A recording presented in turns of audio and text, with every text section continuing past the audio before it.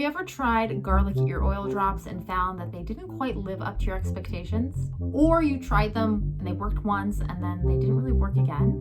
Well, today I'm unpacking why garlic ear oil drops may not work from a Chinese medicine perspective. And this is useful because we always want to get to the root cause of the problem rather than just treating the symptoms. So it's very true that garlic is a powerful antimicrobial agent. We have science on this confirming that it's antibacterial, antifungal, antiviral. We know that garlic is a heavy hitter when it comes to infection. And also, Chinese medicine, which has a legacy or a paper trail that's over 1800 years old, right? So Chinese medicine says that garlic is hot in nature. And this is something to keep in mind, and we're going to bounce back to it in a minute. But garlic is hot in nature.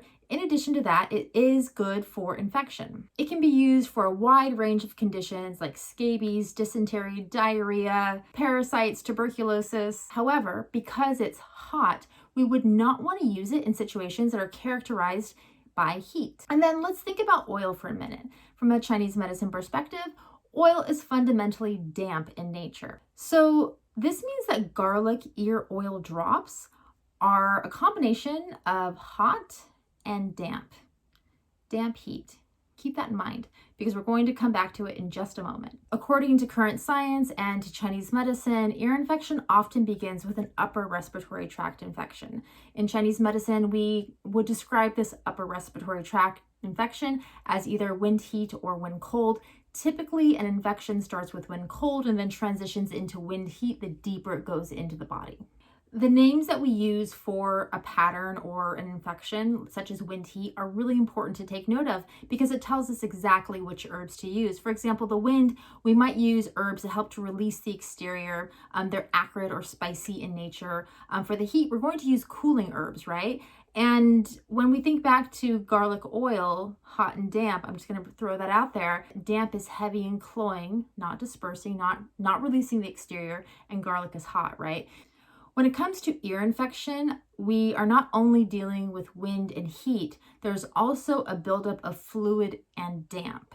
And we would refer to this in Chinese medicine as ear blockage. So this buildup of fluid and damp is called an ear blockage. The phlegm is insubstantial, meaning you can't see it. It's not the phlegm that comes out of your nose. This is kind of like an invisible phlegm that is more related to energy or qi from a TCM perspective, right? But how does the phlegm get there? One pathway that's really important for babies and for toddlers is, surprise, the gut. So we can see signs of cold and or damp in the gut from a Chinese medicine perspective.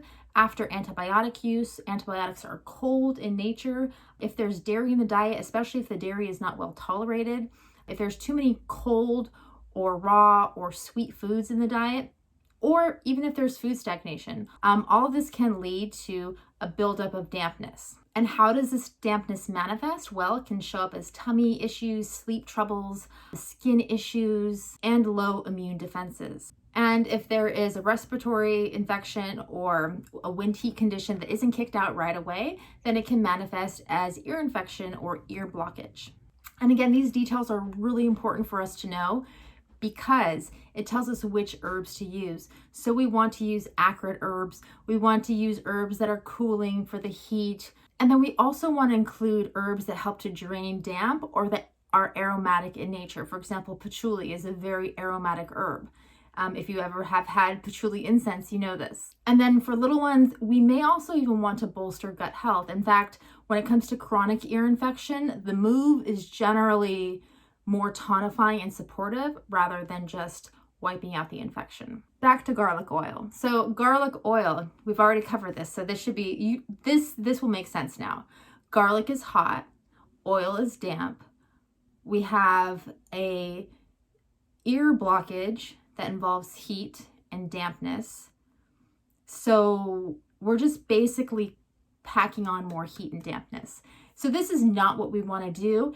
However, garlic is antiviral and antibacterial, so this may be why it does work sometimes. If your little one has weak digestion, a dampened immune response, or recurring ear infection, We can be a little more precise with a Chinese herbal formula that really targets that heat with cooling herbs and the dampness with aromatic herbs. Remember, it's not just about the antimicrobial power of garlic, it's about understanding where the body is at and then restoring balance. If you'd like more information on how to use specific Chinese herbal formulas to avoid antibiotic use, you can check out the Chinese herbs class for kids. The link is in my description. And the class also gives you access to my full script shop, which has a lot of different formulas that you can lean on, not just for ear infection, but also for respiratory infection, for vomiting, for a wide range of conditions that kids kind of encounter during childhood. That's it for today. Stay curious, stay informed, listen to your gut.